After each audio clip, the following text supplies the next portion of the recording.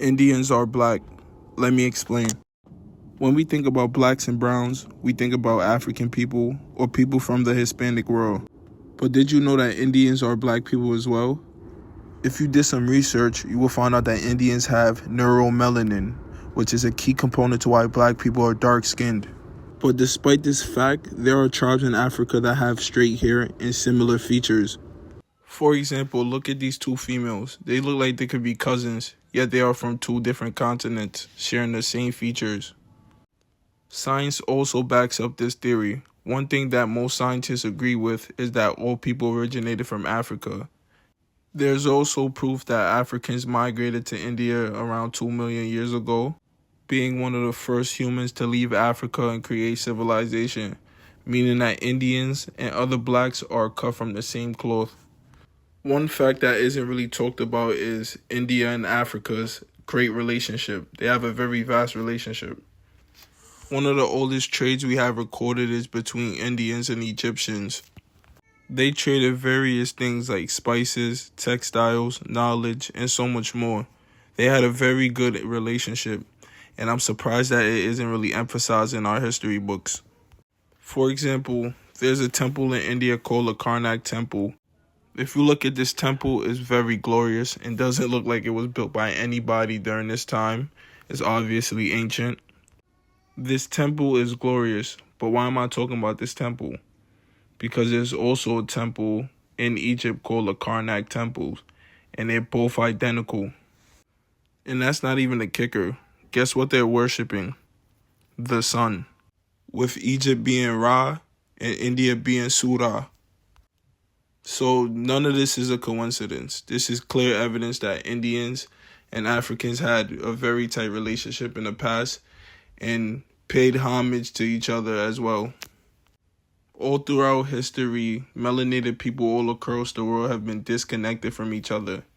Like, you're more likely to see a white and a black person being friends than a black and an Indian person being friends. And I think most of that is due to racism, to be honest.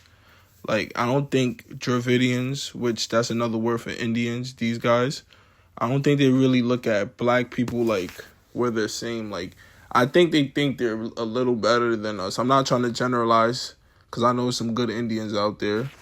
I haven't really been any close with any Indians, but it feels like it's a social hierarchy there.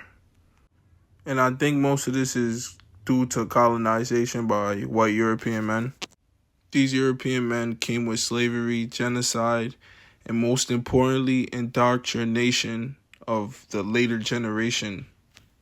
For example, Indians are expected to identify as Asians on applications and anything governmental, or in some cases white, and some white people do see Indians as fellow white people.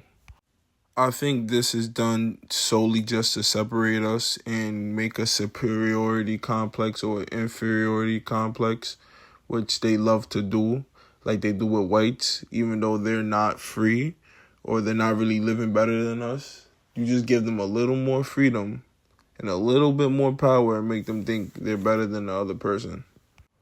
One thing I'll always say is that this is by design.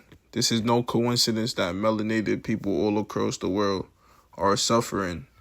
Even browns and blacks in America receive the same fate as us. Look at Brazil, the second most dense population of melanated people, all living in the same conditions as people in Africa and India. If you're black or brown, you're most likely, 99% of the time, being oppressed. I'm going to end this off with a video of Sadhguru, I don't know how to pronounce it, of him talking about colonization and how it affected India. All credit to Know Thyself for making this clip compilation of him talking about the oppression. Aryans who came from outside, they live in harsh lands, so they're nomadic in nature. Because these people here in the indigenous people of India looked at the earth. Because of that, thousands of years ago they developed agriculture. They did not know how to travel the seas, but they knew how to get gold out of the land, how to get food out of the land, how to make the land rich and live there. So naturally, they lived in one place. Once they lived in one place, arts, culture, music kept in open and they were nomadic. When they came and saw this, and because they were always on the move, they were rough men. Because these people had settled down, they kind of softened up. So when they came, they were an easy take. And gradually, as the Aryan hordes came from the north, initially just as like bandits, later on as settlers, later on as conquerors, gradually step by step, in the next 2,000 to 3,000 years, this happened. When this happened, gradually they pushed these people down, pushed these people down. They pushed them south and pushed them south. You will see this if you just look at the people. It'll be not nice, but if you ask people from the base southeast Tamil Nadu, somebody from Karnataka, somebody from Andhra Pradesh, somebody from Madhya Pradesh, somebody from Maharashtra, somebody further up, further up, further up, you will see the color of the skin, the physical stature, how it changes. Because this is how people were, the two cultures met, intermingled, and this became one way. The really up north looked different, and even today it looks different. So because of this, whatever came from the Aryan culture, a small group of diehards resisted that. Even today they resist it, okay?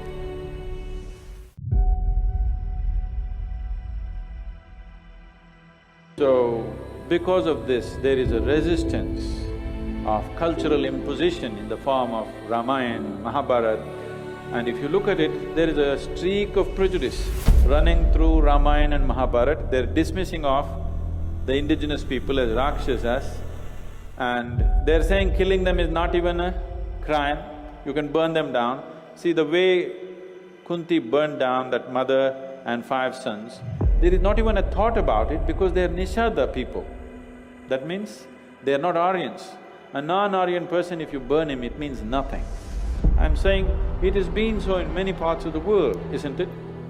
If you killed a black man in America, let us say 100 years ago, it was not a crime, it was just a social event, you know. So it was so here also, but a few thousand years ago.